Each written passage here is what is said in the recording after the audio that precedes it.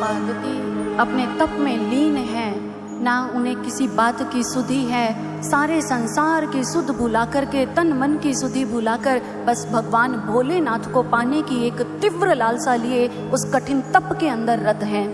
ऋषि मुनिजन आज माता पार्वती की महिमा गुणगान गाते हुए वापस कैलाश लौट आए और भोलेनाथ के समक्ष आकर माता पार्वती की परीक्षा में से उत्तीर्ण होने की सारी बात को विस्तार सहित रखा। भगवान भोलेनाथ कहने लगे कि ठीक है ऋषिवर, अब आप यहाँ से प्रस्थान कर सकते हैं। ऋषि मुनिजन वहाँ से प्रस्थान कर गए, लेकिन भगवान भोलेनाथ पुनः नेत्र मूंदे और ध्यान में बैठ गए। अभी भी भगवान भोलेनाथ ने माता पार्वती के मनोरथ को पूर्ण नहीं किया।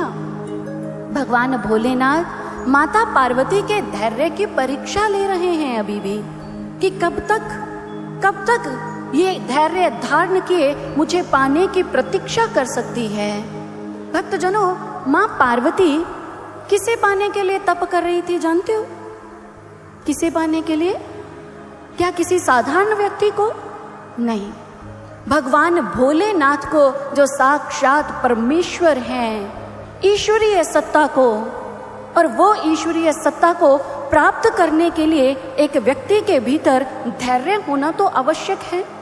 सर्वश्री आशुतोष महाराज जी कहते हैं कि वो परमात्मा जो असीम है, अनंत है, उसे पाने के लिए एक भक्त, एक शिष्य के भीतर धैर्य भी असीम और अंतहीन ही होना चाहिए। ये धैर्य एक व्यक्ति के जीवन का एक महत्वपूर्ण अंग है। चाहकर के भी एक व्यक्ति अपने जीवन में से इस धैर्य शब्द को, अपने जीवन के शब्द को कोश से हटा नहीं सकता, मिटा नहीं सकता। चाहे वो ईश्वर प्राप्ति का लक्ष्य हो या संसार में किसी वस्तु को पाने का लक्ष्य साधकर यदि हम चल रहे हैं, सांसारिक किसी कार्य में सफलता पाने के लिए ये धैर्य तो हमें अपने जीवन में धारण करना ही होगा। एक छोटी सी बात से समझते हैं। आप अपनी गाड़ी में सवार होकर के जिस समय मेन रोड के ऊपर से गुजर रहे होते हैं, जीटी रोड पर, तो बहुत सारी जगह पर यातायात के नियम के अनुसार रेड लाइट आती है, तो क्या करते हैं आप? गाड़ी रोक लेते हैं। आप यदि उस समय भक्तजनों ग्रीन लाइट होने तक की वेट ना करो और अपनी गाड़ी को दौड़ा लो तो क्या होगा? आप यदि धैर्य ना रखो रेड लाइट के ग्रीन होने तक, तो निश्चित है कि दुर्घटना के अंजाम को आपको भुगतना ही पड़ेगा। कहने का तात्पर्य, जीवन के अंदर धैर्य रख कर के ही कुछ पाया जा सकता है, कुछ बना जा सकता है। लेकिन वहीं यदि हम अधीर हो जाते हैं तो हाथ कुछ नहीं आता है। ये अधीरता हमारा सब कुछ हमसे छीन लेती है। जिस समय आने पर हम अधीर हो जाते हैं धैर्य को धारण करने की जगह। एक बार द्रोणाचार्य जी से दुर्योधन ने प्रश्न किया कि गुरुदेव मुझे यह बताइए कि अर्जुन में ऐसा क्या है जो मुझ में नहीं। दुर्योधन की बात सुन द्रोणाचार्य जी ने बिना किसी हिचकिचाहट के स्पष्ट कहा कि धैर्य की कमी तुम्हारे जीवन में है जो अर्जुन के भीतर है। तुम्हारे भीतर उतावलापन है, परिस्थितियां आने पर इतनी जल्दी उद्विग्न हो जाते हो, जोश में आ जाते हो और वही सब कुछ तुम्हारा नष्ट कर देता है। लेकिन धैर्य, सब्र, इंतजार, ये एक व्यक्ति की शक्तियां हुआ करती हैं जो अर्जुन के भीतर है। इसी कारण से अर्जुन तुमसे कहीं महान योद्धा है। किसी भी परिस्थिति में अर्जुन विचलित नहीं होता है। धैर्य ही एक व्यक्ति को तेजवान बनाता है, उसे लक्ष्य की प्राप्ति में एक महत्वपूर्ण एक अंग है। लेकिन भक्तजनों, विडंबना जानते हो क्या है? आज समाज में रहते हम लोगों के अंदर यही जो हमारा पेशेंस लेवल है वो कम होता चला जा रहा है। ये हमारा जो धैर्य का स्तर है ये निरंतर कम होता चला जा रहा है। जिस प्रकार से इंटरनेट की स्पीड है वो तो निरंतर बढ़ती चली जा रही है, ठीक ऐसे ही हमारे जो भीतर धैर्य है उसका स्तर निरंतर कम होता चला जा रहा है। एक समय था जिस समय 2G इंटरनेट की हमारे पास सुविधा होती थी, और उस समय क्या होता था, जिस समय हम कुछ पोस्ट करते थे तो उसे लोड होने में 15 से 20 मिनट तक आराम से लगते थे और हम धैर्य रख लेते थे, हम वेट कर लेते थे। क्यों? क्योंकि हमें उस समय 4G इंटरनेट का कोई भी अनुमान नहीं था, उसका कोई आइडिया नहीं था। लेकिन अब क्या है, जैसे जैसे उधर स्पीड बढ़ी, हमारी जो धैर्य की स्पीड है वो घंटों से, मिनट और मिनट से अब वो सेकंड्स के ऊपर आ गई है कि नहीं? ऐसा बताइए आप, ऐसा है कि नहीं है? आज हमें अपने जीवन में सब कुछ तुरंत चाहिए, सब कुछ उसी समय चाहिए। इसी कारण से भक्तजनों, हम एक स्थान पर, एक काम पर, यदि ये कहें कि एक व्यक्ति अपनी बात पर ही ज्यादा देर टिक नहीं सकता, तो ये बात सच है। आप हमसे सहमत है कि नहीं? सहमत है ना भाई? अपनी बात पे ही एक व्यक्ति ज्यादा देर टिक नहीं सकता क्योंकि उसमें धैर्य नहीं है। लेकिन भक्तजनों, इंटरनेट के ऊपर हम कुछ चीजों को उसी समय प्राप्त कर सकते हैं, लेकिन रियल लाइफ के अंदर सब कुछ तुरंत प्राप्त नहीं किया जा सकता है। एक बात याद आ रही है जो मैं आपको सुनाना चाहूंगी। एक लड़का था जो कंप्यूटर पर काम कर रहा था। अब कंप्यूटर पर काम करते उंगलियां कीबोर्ड के ऊपर चल रही हैं और टिक टिक टिक टिक की आवाजें आ रही हैं। अब जैसे ही पास बैठे उनके चाचा जी ने सुना, काफी देर से बैठे सुन रहे थे कि ना जाने ये कब से इस पर बैठा क्या कर रहा है। उधर वो लड़के की उंगलियां चलती, कीबोर्ड के ऊपर टिक टिक टिक टिक सुनाई दे रही है। भाई आपको सुन रही है आवाज? वो चाचा जी भी कब से बैठे सुन रहे थे। अब क्या हुआ, उन्होंने पूछा, कहने लगे कि बेटा ये बताओ, ये कब से क्या कर रहे हो, कब से कानों में ये आवाजें गूंजे जा रही हैं, टिक टिक टिक टिक टिक टिक। उस लड़के ने कहा, चाचा जी मैं गूगल के ऊपर सर्च कर रहा हूँ। ये एक ऐसा सर्चर है जिसके ऊपर कुछ भी खोजो, कुछ भी, वो तुरंत उसे ढूंढ करके इसके ऊपर लोड कर देता है। चाचा जी ने कहा, अच्छा ऐसी बात है, तो बेटा जरा मेरा भी एक काम कर दो। बच्चे ने कहा, हाँ हाँ बोलिए चाचा जी क्या करना है। चाचा जी कहने लगे, कुछ दिन पहले ना मेरी भैंस गुम हो गई, मिल ही नहीं रही, उसे खोज कर जरा मेरे ट्रक में लोड कर दो। भाई ये संभव था? हाँ जी, नहीं ना, क्योंकि रियल लाइफ के अंदर सब कुछ उसी समय प्राप्त करना ये मुश्किल है। कैसे मिलेगा? हमें धैर्य के साथ पुरुषार्थ करना होगा, तब जाकर हम अपने जीवन में सफलता को, अपने लक्ष्य में को प्राप्त कर पाएंगे। धैर्य को जीवन में धारण करना होगा। हमने अपने बड़े बुजुर्गों से सबने सुना है कि सब्र का फल, मुझे लगता है कि कड़वा ही होता है, यही सुना है, सब्र का फल मीठा होता है। भक्तजनों, इसी सब्र को जीवन में धारण करके धैर्य के साथ हम समय दें, पुरुषार्थ करें, तब हम अपनी इच्छित लक्ष्य को जीवन में साध सकते हैं। आज माता पार्वती भी अपने लक्ष्य को साधने के लिए धैर्य धरकर बैठी हैं और तप का पुरुषार्थ कर रही हैं।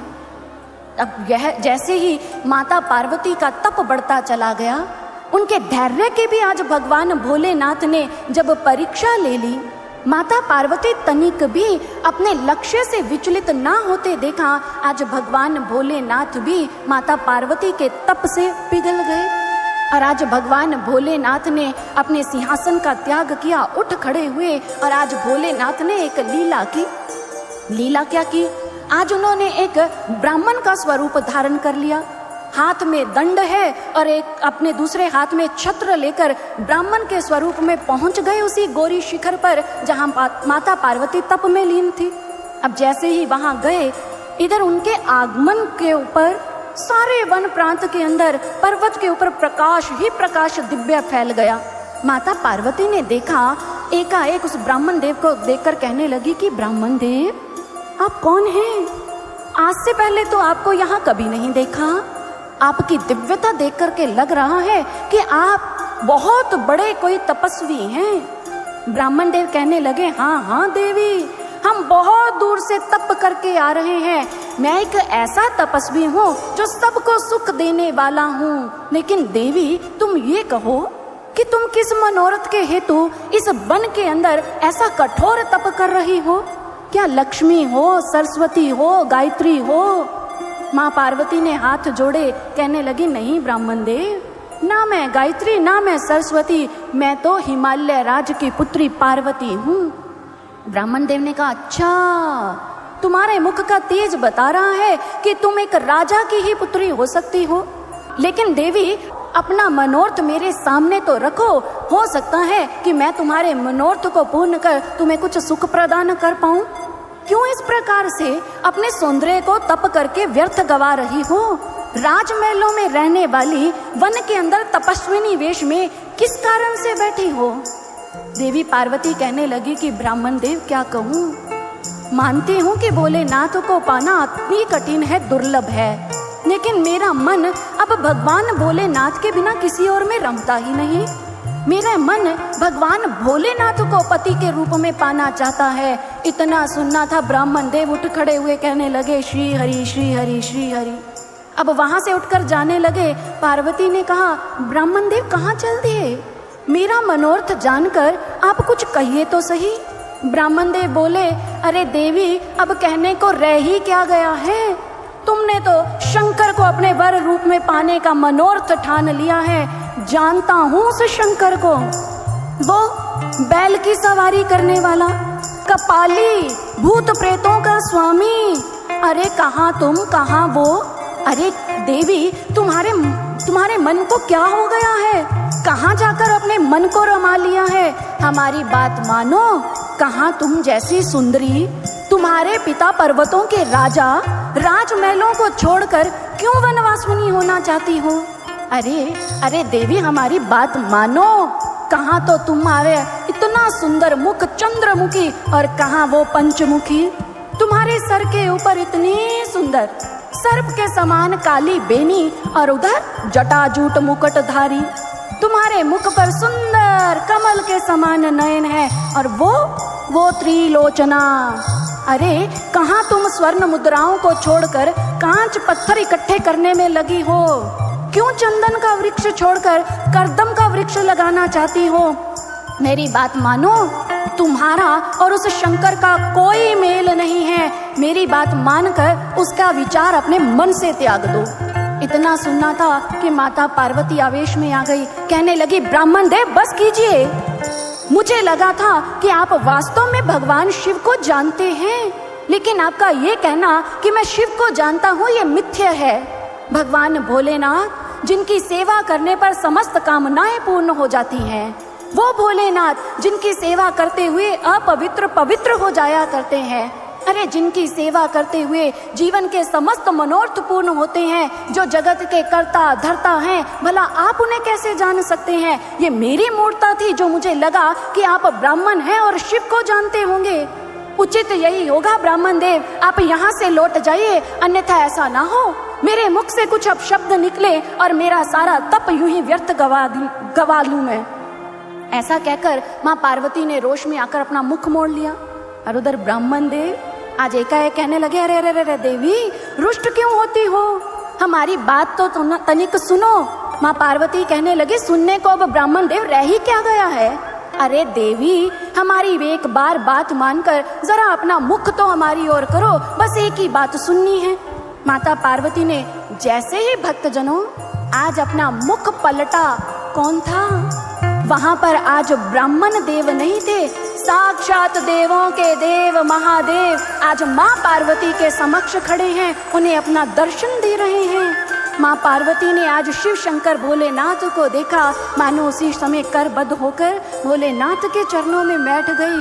आंखों से अश्रु बह उठे कि धन्य हूँ मैं भोलेनाथ, आज आपने मेरे मनोरथ को पूर्ण किया।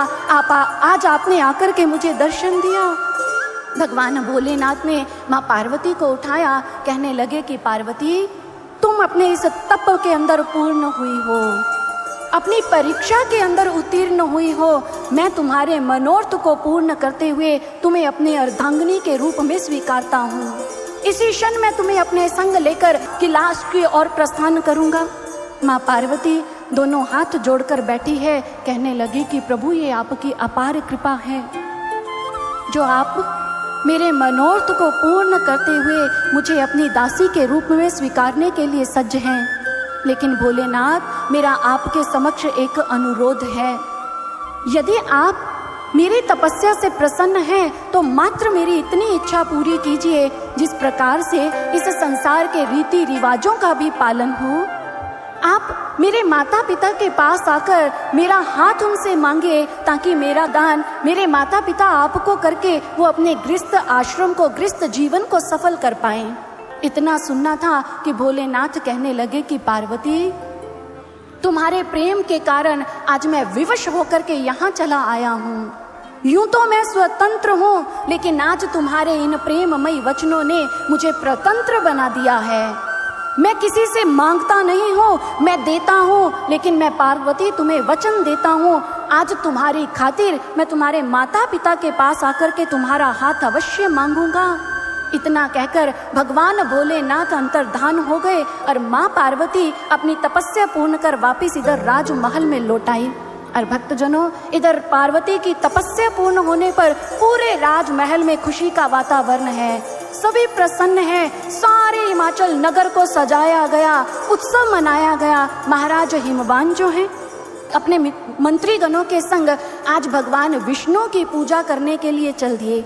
और इधर माँ मैना जो है अपनी पुत्री के संग अत्यंत प्रसन्न राजमहल के अंदर भ्रमण कर रही हैं। और उधर भक्तजनों, आज भोलेनाथ माता पार्वती को दिए वचन को पूर्ण करने के लिए आज हमारे भोलेनाथ ने क्या किया, एक अद्भुत लीला की। कैसी? आज भगवान भोलेनाथ यदि इसी स्वरूप में जाकर के पार्वती का हाथ मांगते तो ये उनकी गरिमा के अनुरूप नहीं था। इसलिए आज एक याचक बनकर अर्थात एक नट का सुंदर स्वरूप धारण कर लिया भोलेनाथ ने। अपने एक हाथ में श्रृंगी, दूसरे हाथ में डमरू को धारण कर लिया, कंधे के ऊपर गुदड़ी उठा ली और लाल रंग के वस्त्र पहनकर आज सुंदर नट के स्वरूप में नंदी और भृंगी को साथ लेकर के चल दिए। हिमाचल नगर की वीथिकाओं में भ्रमण कर रहे हैं। भोलेनाथ अपना डमरू बजा रहे हैं और खेल दिखा रहे हैं। मानो आज भोलेनाथ डमरू बजाते जा रहे हैं और सबके भाग्य को जगाते जा रहे हैं। जो भी मिलता उन्हें तरह तरह के नट दिखाते, उनके भविष्य के बारे में बताते। और हमारे भोलेनाथ आज उस वीथिकाओं में, उस नगर के अंदर नंदी भृंगी के संग आज नारायण के गुणगान गाते आगे बढ़ते चले जा रहे हैं। आइए हम भी प्रभु के संग मिलकर उसी सुंदर भावों को श्रवण करते हैं। हो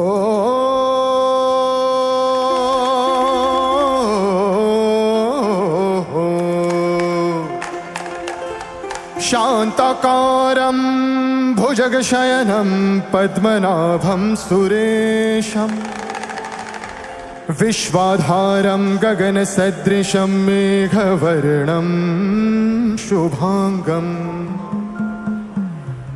लक्ष्मीकान्तं कमलनयनं कमलनयनं हो लक्ष्मीकान्तं कमलनयनं योगिभिर्ध्यानगम्यं वन्दे विष्णु भवभयहरं सर्वलोकैकनाथं। बोलो जय श्री हरि, जय श्री हरि, जय श्री हरि, जय श्री हरि।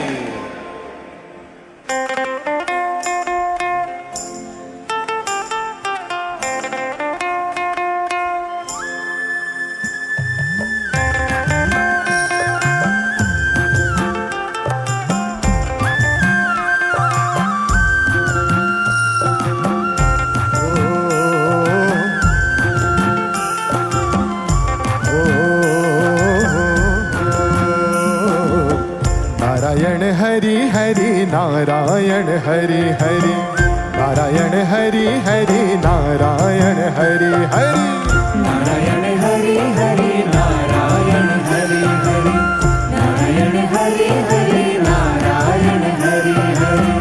नारायण हरि हरि नारायण हरि हरि नारायण हरि हरि नारायण हरि हरि नारायण हरि हरि नारायण हरि हरि नारायण हरि हरि नारायण हरि हरि नारायण हरि हरि।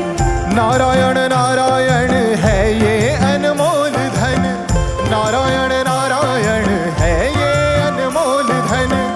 हरि हरि हरि हरि बोल हरि हर घड़ी, नारायण हरि हरि नारायण हरि हरि नारायण हरि हरि नारायण हरि हरि नारायण हरि हरि नारायण हरि हरि नारायण नारायण नारायण नारायण। आइए जरा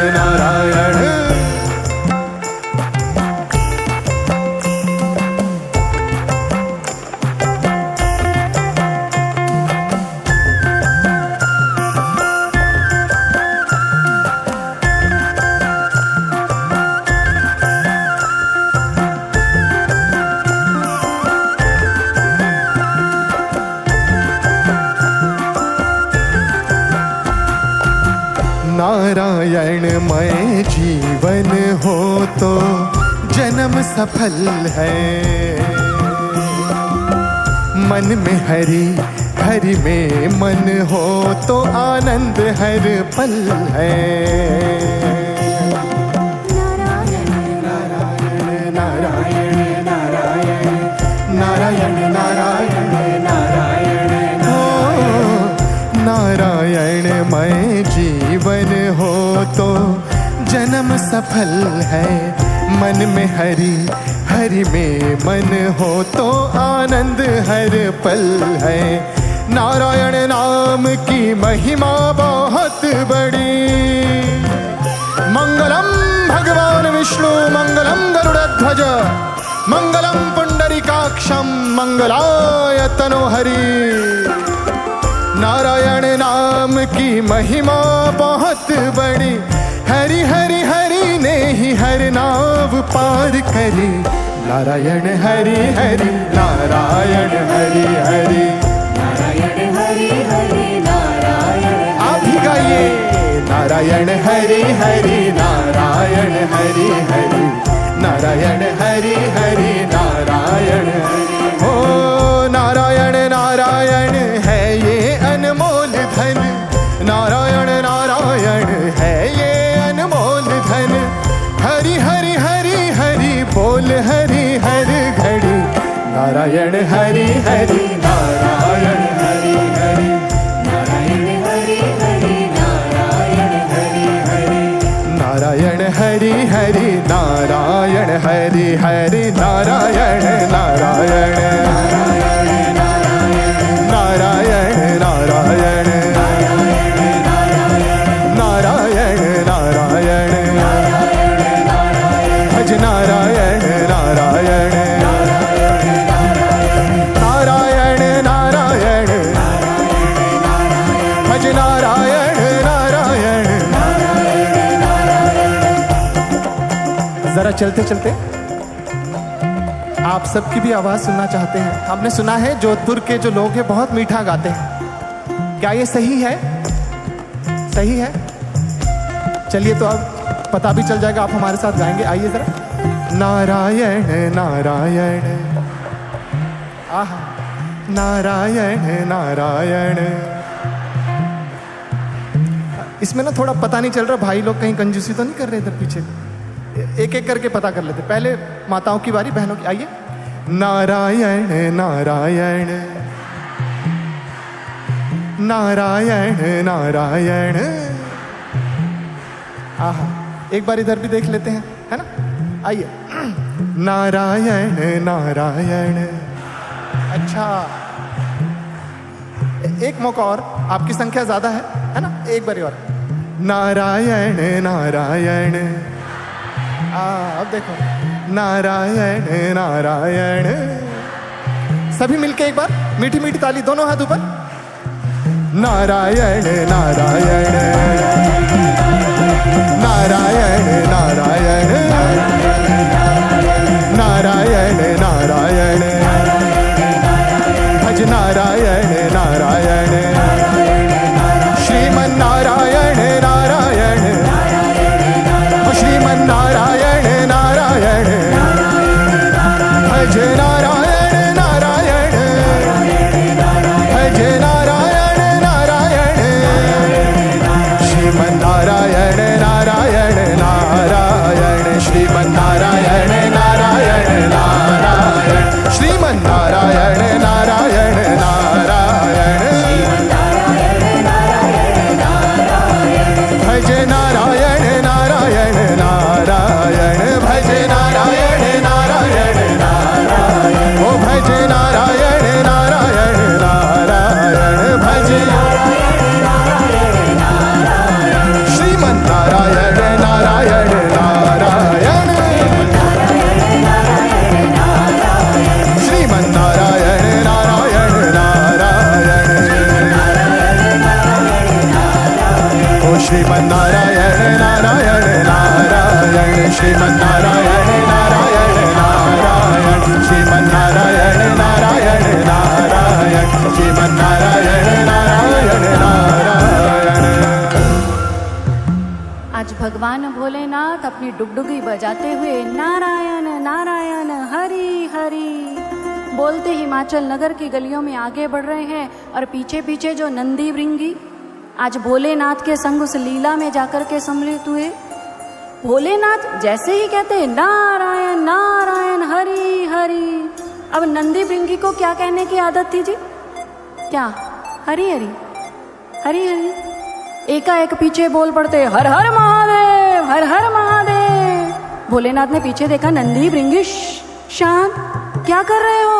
अरे हर हर महादेव नहीं, नारायण नारायण हरि हरि। अब जैसे ही भोलेनाथ ये कह के आगे बढ़े, नंदी भृंगी ने कहा ठीक है महादेव। अब भोलेनाथ आगे बढ़े, जैसे ही भोलेनाथ ने पुनः कहा नारायण नारायण हरि हरि, नंदी भृंगी फिर बोल पड़े हर हर महादेव हर हर महादेव। भोलेनाथ ने फिर पीछे पलटा, कहने लगे नंदी भृंगी तुम तो चुप ही कर जाओ, तुमने इसी प्रकार से अगर मेरी जय घोष लगाते रहे तो मेरा तो भेद खुल जाएगा।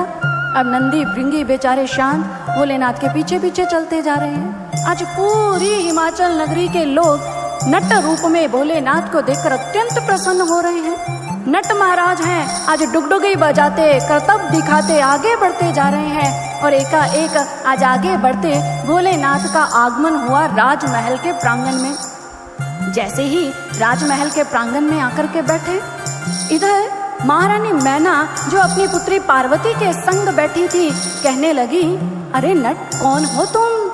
आज से पहले तो हिमाचल नगर में तुम्हें कभी नहीं देखा। नट महाराज कहने लगे कि महारानी मैना मैं बड़ी दूर से चल करके आया हूँ। महारानी मैना ने कहा अच्छा, आपके चेहरे का नूर तेज बता रहा है कि कहीं आसपास से नहीं कहीं दूर से ही आए हो। कहने लगे कि महारानी मैना अरे मुख के तेज में क्या रखा है, आप मेरा कर्तव्य देखेंगी? महारानी मैना ने कहा हाँ हाँ क्यों नहीं, अपना जरा कर्तव्य तो दिखाओ। अब इधर हमारे भोलेनाथ ने आज क्या किया, महारानी मैना के समक्ष अपना खेल दिखा रहे हैं। अपनी डुगडुगी बजाई, डुगडुगी बजाते जा रहे हैं और एक के बाद एक सुंदर स्वरूप दिखाते जा रहे हैं। इधर डुगडुगी बजती प्रभु का रूप बदलता, वही प्रभु आज श्री हरि नारायण के अनेक अवतारों का अनेक स्वरूपों का दर्शन करवाते हैं। डुगडुगी बजती तो कभी वरा अवतार, डुगडुगी बजती तो कभी मत्स्य अवतार, डुगडुगी बजाते जा रहे हैं, कभी रामा अवतार कभी कृष्ण अवतार, अपने इतने सुंदर स्वरूपों को दिखाते जा रहे हैं। महारानी मैना ने देखा, मुख खुला रह गया। अरे वाह नट, तुम में तो बड़ी अद्भुत कला है। अरे ऐसी अद्भुत कला, इतने सुंदर स्वरूपों को बनाने का सामर्थ्य कला कौशल रखते हो। अरे आज तो तुमने हमारे मन को मोह लिया। अरे नट तनिक बताओ तो सही, तुम्हारा परिचय क्या है? महारानी मैना की बात सुन भोलेनाथ ने फिर डुगडुगी बजाई, कहने लगे महारानी मैना परिचय में क्या रखा है?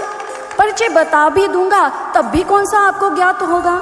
महारानी मैना ने कहा ऐसी भी कौन सी बात है जो हमें ना ज्ञात होगी, तनिक अपना परिचय बताओ तो सही। आज नट महाराज ने बड़े सुंदर तरीके से अपना परिचय बताया। कहने लगे माँ यदि मेरा परिचय जानना चाहती हैं तो सुन लीजिए। कभी पर्वत कभी सागर कभी भक्तों में रमता हूँ, यूं तो मेरे रूप अनेक पर दिखता हूँ मैं फिर भी एक। योग का आरंभ हूँ, ध्वनि का प्रारंभ हूँ, ज्ञानियों का ज्ञान हूँ, मैं ही परम ध्यान हूँ। सकल सृष्टि मेरी माया, मैं सृष्टि का प्रमाण हूँ, समझ से जो अति परे वो महाविज्ञान हूँ। ओंकार हूँ, निराकार हूँ, मैं ही कलाकार हूँ। ये सब प्राणी चित्र है मेरे, मैं इनका चित्रकार हूँ, मैं इनका चित्रकार हूँ। जैसे ही परिचय दिया महारानी मैना बस सुनती चली जा रही हैं। अरे नट कहना क्या चाह रहे हो, मुझे तो कुछ समझ में नहीं आई। भोलेनाथ ने डुगडुगी बजाई, कहने लगे माँ मैंने तो पहले ही आपसे कहा था, लेकिन बातें तुम बड़ी अद्भुत करते हो, कला तुम में बड़ी सुंदर है। अरे नट आज हम तुमसे अत्यंत प्रसन्न हैं, आज मांगो जो मांगना चाहते हो। भोलेनाथ ने डुगडुगी बजाई, मानो सर नामे हिला दिया। इधर महारानी मैना ने अपनी ही प्रसन्नता से साथ खड़े हुए जो दास दासियां थी उन्हें रत्न आभूषण देकर के कहा कि जाओ जाकर के इस नट को इसकी कला के बदले देकर आओ। अब थाल लेकर जैसे ही रत्न मणि माणक्यों के दास आगे आए भोलेनाथ के पास, उस नट महाराज के सामने आए। भोलेनाथ ने फिर डुगडुगी बजाई और सरनामे हिला दिया। इधर महारानी मैना ने देखा, कहने लगी, क्या हुआ नट महाराज, क्या आपको आपकी कला का ये उचित मूल्य नहीं जान पड़ रहा? भोलेनाथ अपना सर हिलाते जा रहे हैं। महारानी मैना ने अपने पास खड़े सैनिकों को आदेश दिया, इससे भी अधिक मणि माणक के आभूषण रत्न धन धान्य ले जाकर के इस नट को दो। आज ये यहाँ से रीते हाथ नहीं जाना चाहिए। अब इतना आभूषण धन रत्न लेकर के जैसे ही दास थाल लेकर के आगे गए, नट महाराज के सामने रखे। अब नट महाराज ने फिर डुगडुगी बजा दी, सिर हिला दिया, नहीं चाहिए। महारानी मैना ने कहा, चाहिए क्या? अरे नट, जरा बोल करके तो कहो, तुम्हें चाहिए क्या? महारानी मैना की बात सुन कहने लगे, महारानी मैना, क्या आप जो मैं मांगूंगा वो दे देंगी? महारानी मैना ने कहा, क्यों, क्या बात, क्या तुम्हें हमारे सामर्थ्य पर विश्वास नहीं है? अरे नट महाराज, एक बार मांग करके तो देखो क्या चाहिए तुम्हें। एकाएक आज भगवान भोलेनाथ कहने लगे, तो ठीक है, उचित है, यदि महारानी मैना आप मुझे मांगने के लिए कह रही हैं तो मैं आपसे मांगता हूँ। नहीं चाहिए मुझे हीरे मोती का दान, देना है तो दीजिए अपनी उमा का दान, देना है तो दीजिए अपनी उमा का दान। इतना सुनना था, महारानी मैना तो आवेश में आ गई, क्रोध में आकर खड़ी हो गई। सावधान नट, जानता है तू क्या बोल रहा है? अपने शब्दों के ऊपर लगाम दो, अपनी उद्दंडता का सीमा मत लांघो। हमारी पुत्री कोई उपहार नहीं है, ना कोई रत्न मणि माणक के जो हम उसे उठा करके तुम्हें दान में दे दें। यदि तुम अपना हित चाहते हो तो यहाँ से लौट जाओ। विधाता का शुक्र मनाओ कि आज महाराज हिमवान यहाँ पर नहीं है। यदि वो यहाँ होते तो तुम्हारी इस उद्दंडता का तुम्हें भरपूर दंड देते। भगवान भोलेनाथ एकाएक शांत डुगडुगी बजाई, कहने लगे, ठीक है मैया, हमने तो आपके पूछने पर ही आपसे याचना की थी।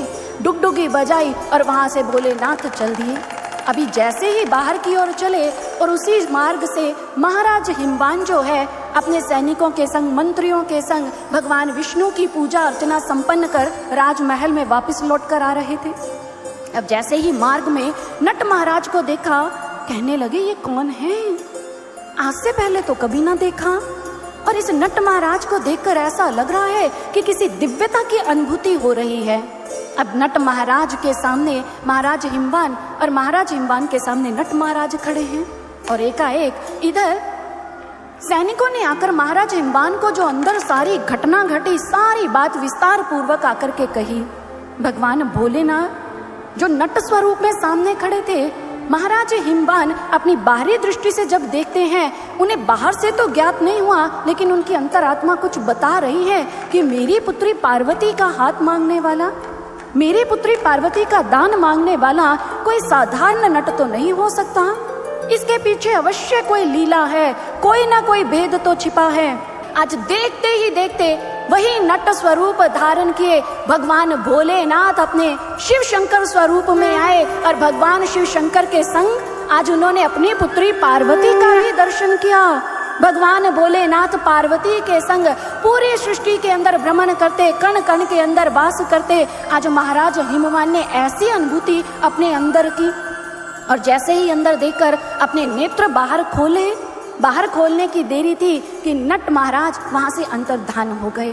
और महाराज हिमवान जान गए कि ये कोई साधारण नट नहीं था, ये तो मेरे प्रभु भोलेनाथ ही थे, जो आज मेरी पुत्री पार्वती का मनोरथ पूर्ण करने के लिए आकर के पार्वती का हमसे हाथ मांग रहे थे, लेकिन हमारी ही बुद्धि उन्हें पहचान नहीं पाई।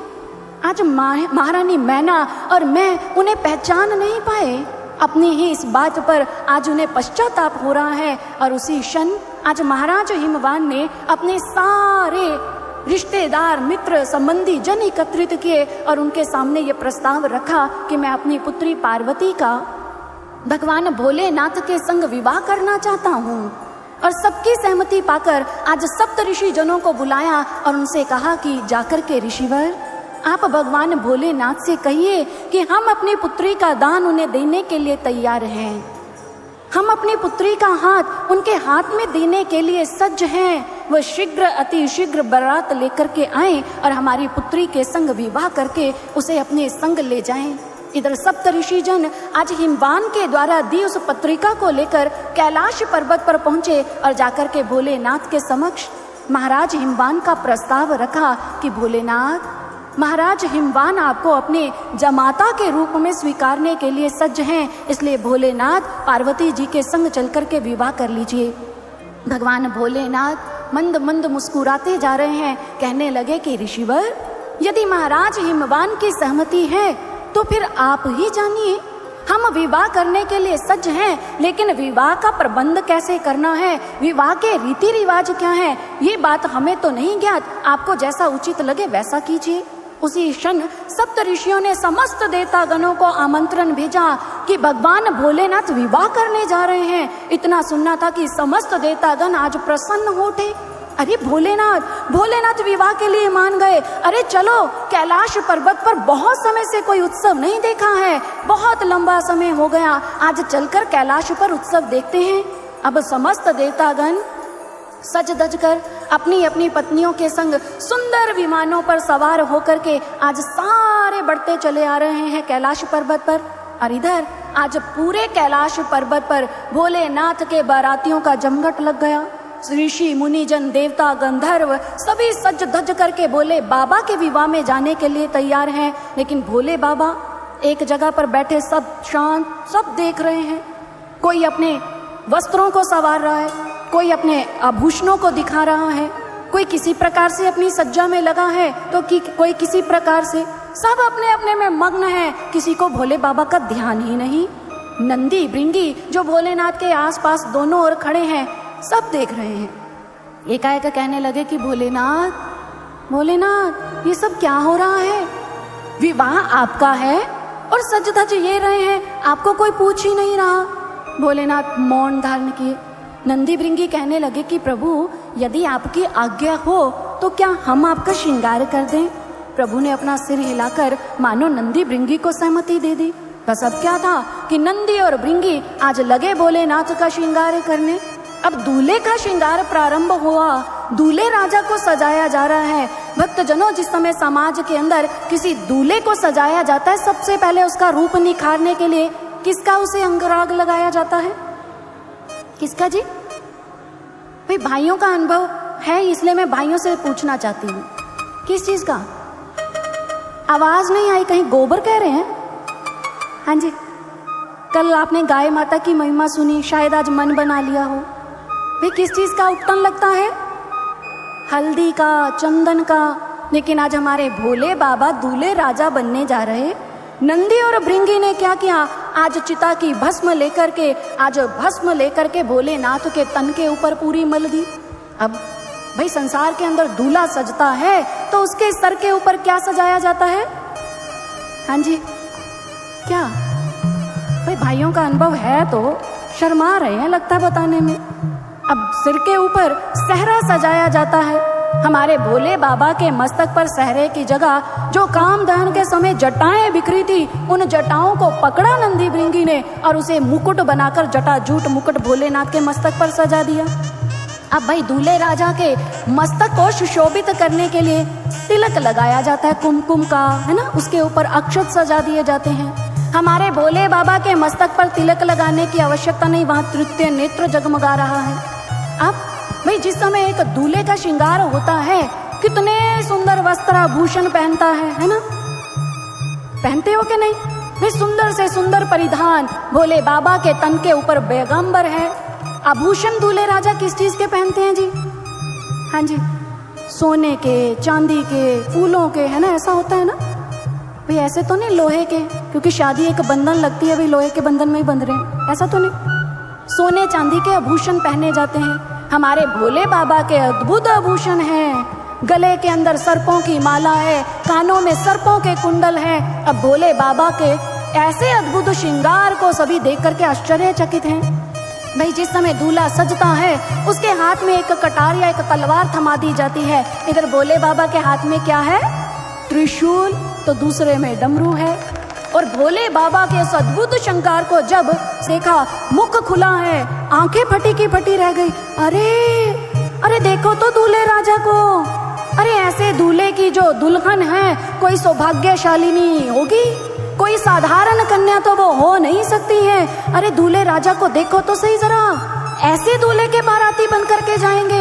ब्रह्मदेव आ गया, शांत भाई, ऐसी वैसी बातें मत कीजिए। यदि आपकी बातें भोले बाबा के कान में पड़ गई तो बिस मनवा लेना फिर भोले बाबा को। अब इधर जैसे ही सभी शांत हुए, इधर नंदी भृंगी ने मन चाहा आज भोले बाबा का श्रृंगार किया। जैसे ही भोलेनाथ का श्रृंगार हुआ, दूल्हे के रूप में सजकर तैयार हुए। आज नंदी भृंगी बारंबार भोलेनाथ की बलैया ले रहे हैं। अरे हमारे भोले बाबा दूल्हे राजा कितने सुंदर लग रहे हैं। आज भगवान भोलेनाथ के गण, समस्त शिवगण भोले बाबा का इस अद्भुत श्रृंगार देखकर दूल्हे राजा के रूप में देख करके झूम रहे हैं, नाच रहे हैं और दूल्हे राजा की महिमा गाते क्या बता रहे हैं।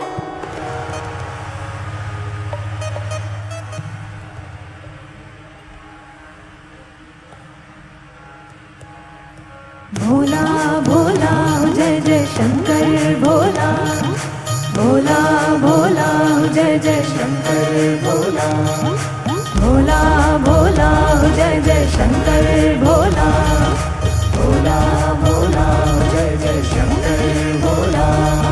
शिवे शंभुगन करे सिंगारा, भोला भोला जटा मुकुट अहि मोर सवारा, भोला भोला हाँ शिवे शंभुगन जटा मुकुट अहि मोर सवारा। कुंडल कंकन पहिर बयाला, तन विभूति पटके हरि छाला।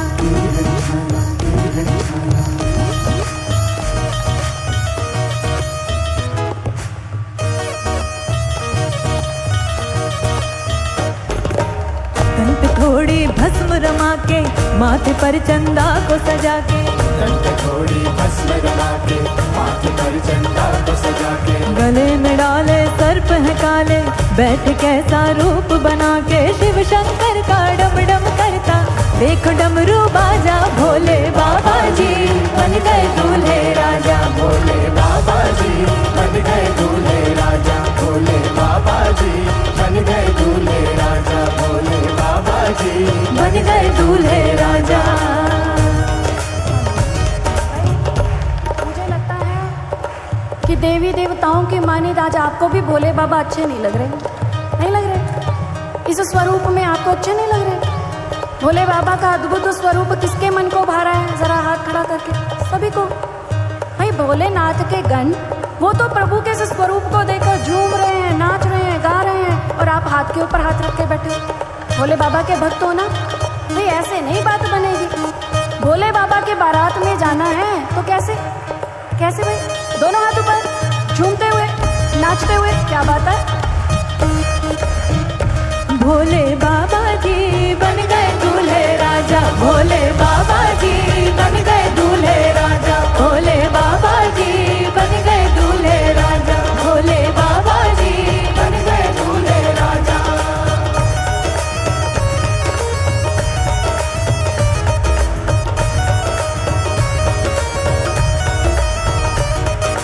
ससिल लाट सुंदर सिर गंगा, नैन तीन उपबीत भुजंगा, हाँ ससिल लाट सुंदर नैन तीन गरल कंठोर नर सिर माला, असुर वेश शिव धाम कृपाला।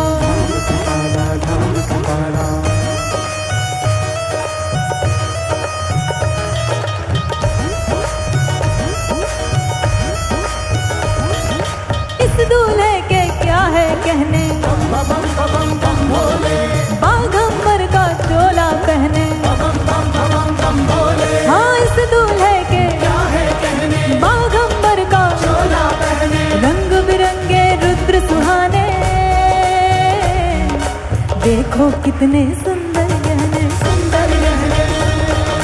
तीन लोक में ऐसा दूल्हा देखो कभी न साजा, भोले बाबा जी, भोले बाबा जी, भोले बाबा जी बन गए दूल्हे राजा, भोले बाबा जी बन गए दूल्हे राजा, भोले बाबा जी बन गए दूल्हे राजा, भोले बाबा जी बन गए दूल्हे राजा।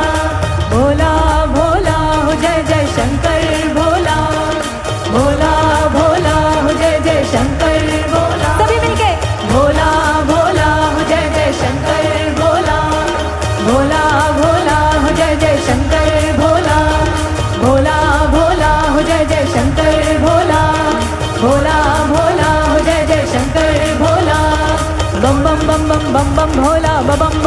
बम बम भोला बम बम बम बम बम बम बम बम बम बम बम बम भोला बम बम बम बम बम बम भोला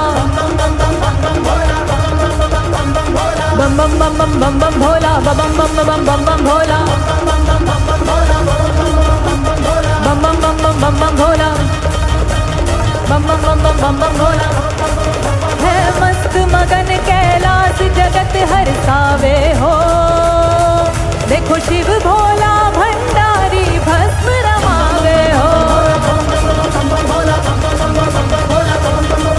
है मस्त मगन कैलाश जगत हर सावे हो, देखो शिव भोला भंडारी भस्म रमावे हो।